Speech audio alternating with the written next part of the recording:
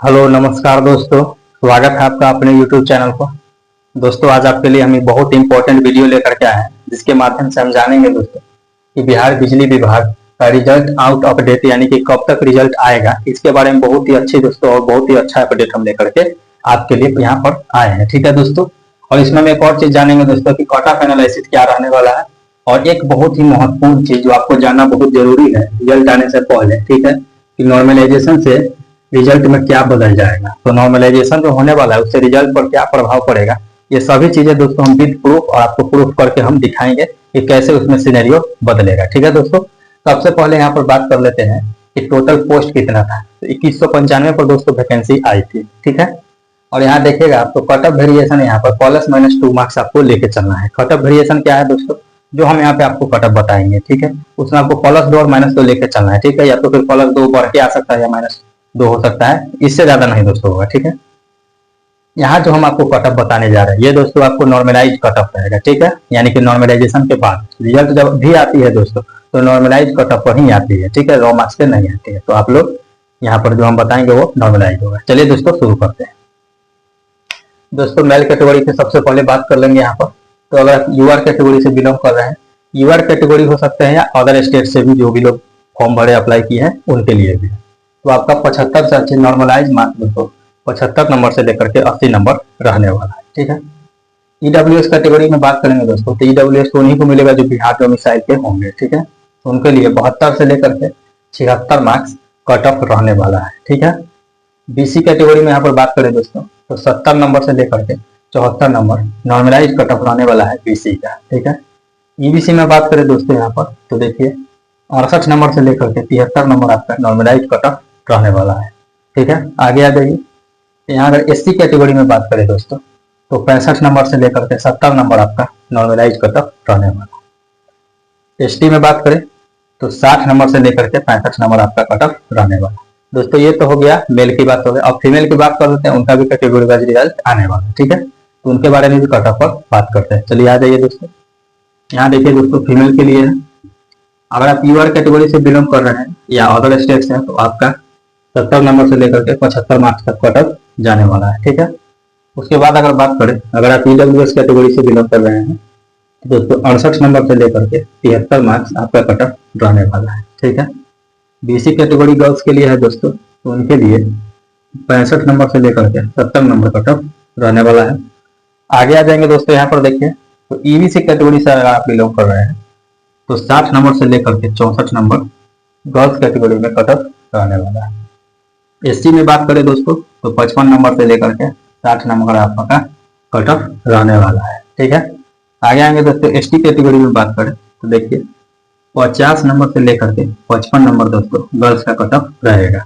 ये जो हम कट ऑफ बताए दोस्तों ये फुल एनालिसिस के आधार पर बताया गया है। ठीक है दोस्तों, तो ऐसे इसको नहीं है, इसी रेंज में आपका कट ऑफ रहेगा, या तो 2 मार्क्स ऊपर नीचे हो सकता है, वो हम आपको पहले बता दिए हैं।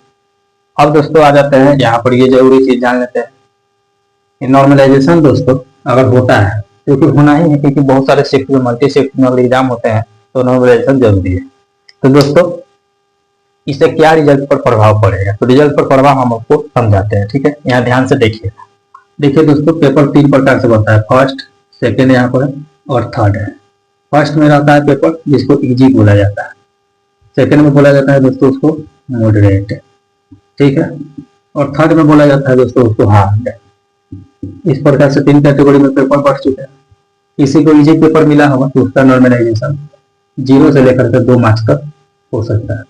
मतलब ये भी हो कि अगर आपका जितना नंबर उतना ही रह जाए, क्योंकि कोई नॉर्मलाइजेशन में मार्क्स ना मिले। ठीक है दोस्तों, इसलिए क्योंकि आपका पेपर इजी था। आगे आ जाइए, अगर आपका मॉडरेट में हो तो 5 नंबर से लेकर के 7 नंबर तक आपका दोस्तों नॉर्मलाइज मार्क्स मिलेंगे। मिनिमम 5 मैक्सिमम 7 नंबर पर मिल सकते हैं, क्योंकि मॉडरेट है तो इसमें भी आपका ज्यादा नहीं मिलेगा। ठीक है, आगे आ जाएंगे दोस्तों यहाँ पर तो देखिए हार्ड में है तो आपका 10 मार्क्स से लेकर के 12 मार्क्स तक दोस्तों आपको बढ़ने के चांस है। ठीक है, ये सब बढ़ने के लिए बताया गया। अब दोस्तों बोलिएगा कि इसको कैसे हम समझ जाए कि नॉर्मलाइजेशन रिजल्ट पर प्रभाव पड़ रहा है। तो देखिए कोई बच्चा मान के चलिए ए है, यहाँ पे दोस्तों ये 75 नंबर गेन किया है, उसका शिफ्ट इजी था। ठीक है, इजी शिफ्ट में इसका कोई नॉर्मलाइजेशन नहीं हुआ, ये 75 मार्क्स पर ही रह गया। मान के चलिए यूआर कैटेगरी में कट ऑफ बताया 75, यही कट ऑफ रहने वाला है। ठीक है, तो ये तो यहाँ पर कट ऑफ रेंज में आ चुका है, इनके लिए कोई दिक्कत नहीं है, इनको नॉर्मलाइजेशन नहीं होगा, कट ऑफ रेंज में आ चुके हैं।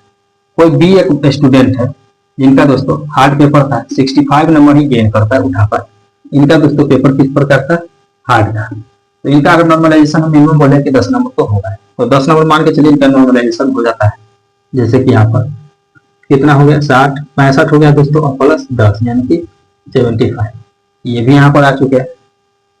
तो जो लोग हैं जिनका पेपर दोस्तों टफ हुआ था, तो उनको नॉर्मलाइजेशन अच्छा होगा, तो उनको होप नहीं छोड़ना है, कम नंबर वाले का भी सिलेक्शन होगा दोस्तों। ठीक है, कैटेगरी में है तो आपको पूरा चांस है, आपको बिल्कुल भी आसान नहीं छोड़ना है, हम शुरुआत से ही बता रहे हैं दोस्तों। ठीक है, अब आगे आ जाइए कि मान के चलिए कि कोई है लेकिन वो कैटेगरी से है और वो दोस्तों 60 नंबर ही लेके आ पाया, हार्ड पेपर था 60 नंबर ही लेके आया, 55 नंबर ही लेकर के आया, तो अब भी मान के चलिए कि इसका अगर 15 नंबर हो जाता है, 55 नंबर है मिनिमम हम मान के चल रहे हैं, तो 55 आप लेकर के आए और इसमें 12 नंबर जुड़ जाता है तो 67 नंबर।